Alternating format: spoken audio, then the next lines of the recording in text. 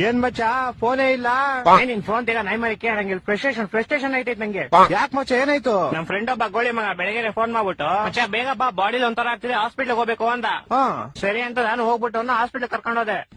ಅಲ್ಲಿ ನೋಡ್ರೆ ಗೋಳಿ ಮಗ ಡಾಕ್ಟರ್ ಹತ್ರ ಹೋಗ್ಬಿಟ್ಟು ಸರ್ ನಂಗೆ ದಿನಕ್ಕೆ 3 ಸತಿ ಮಾತ್ರ ಹೊಟ್ಟೆ ಇರ್ತದೆ ಅಂತವನೆ.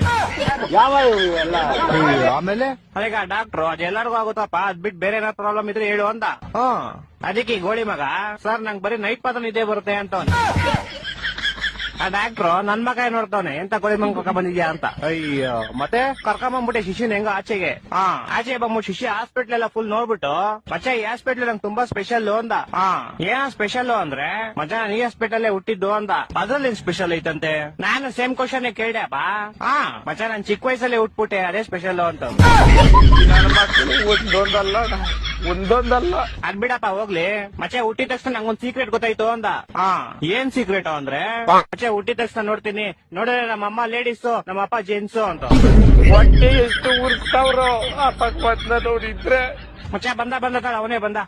ಮಚ್ಚ ಏನ ಮಚ್ಚ ಗಾಡಿ ಏನೋ ಪ್ರಾಬ್ಲಮ್ ಆಗ್ಬಿಡೈತ್ ಮಚ್ಚ. ಏನಾಯ್ತಾ? ಮಚ್ಚ ಗಾಡಿ ಓಡಿಸಿದ್ರೆ ಟೈರ್ ತಿರುಗ್ತೈತೆ ಮಚ್ಚ.